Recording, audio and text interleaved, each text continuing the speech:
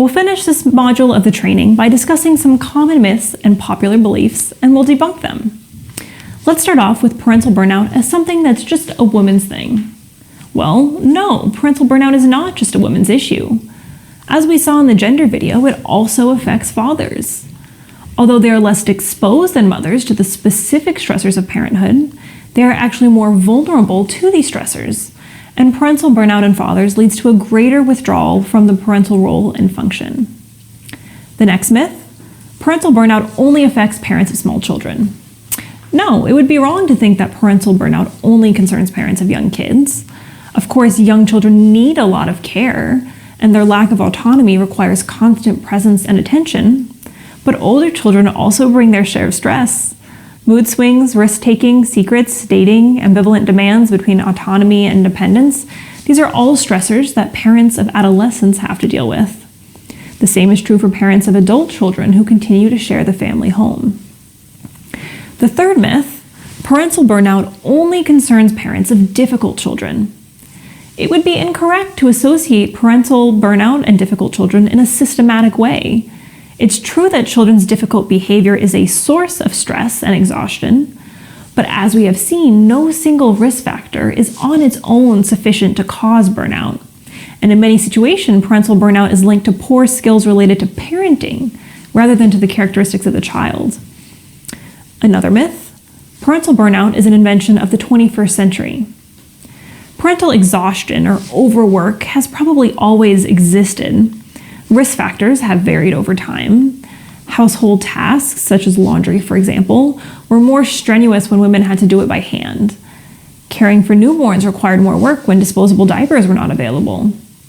Resources also varied from time to time. While co-parenting, meaning the way that parents together manage the different aspects of childcare, is today an essential resource, it was not necessarily so at a time when women's and men's roles were more divided. The care and education of children was the responsibility of the mother, who often saw the father's initiatives in this regard as intrusions rather than as support. It's therefore probably wrong to think that parental exhaustion is a 21st century disorder.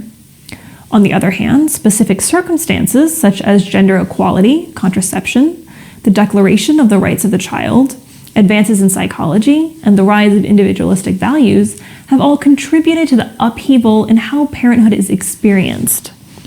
Parenthood has today become a subject of reflection, of debate, and sometimes of suffering. Another myth: single parents are much more at risk of parental burnout. Not quite. Single parenthood on its own cannot be held responsible for parental burnout. Again, without the accumulation of several risk factors that are not compensated for by resources, parental burnout does not develop. However, if single parenthood is accompanied by other risks, such as having low income, limited living space, lack of self-confidence as a parent, or lack of support from extended family, then parental burnout may occur. Single parenthood, by definition, also limits access to valuable resources such as marital support and satisfaction and co-parenting. Another myth: parents from disadvantaged backgrounds are more at risk of parental burnout.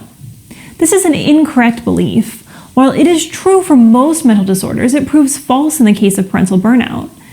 Indeed, the most educated parents are also the most attentive to the messages conveyed by campaigns or books on positive parenting.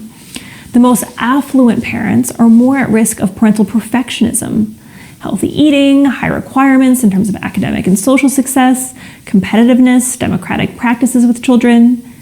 These parents are therefore the ones who, compared to parents from disadvantaged backgrounds, are most at risk of parental burnout. And then a last myth: parents who work too much are more at risk of parental burnout. Here again is another myth. One might think that it is the difficulty in juggling family life with professional life that generates stress. And it is true that this difficult balance does generate stress, especially when a parent has a very rigid and long working schedule. And yet, we find higher rates of parental burnout among parents who work part-time or who don't work, compared to those who work full-time. Why is that? First, because parents who don't work or who work part-time are quantitatively more exposed to the stressors associated with parenthood.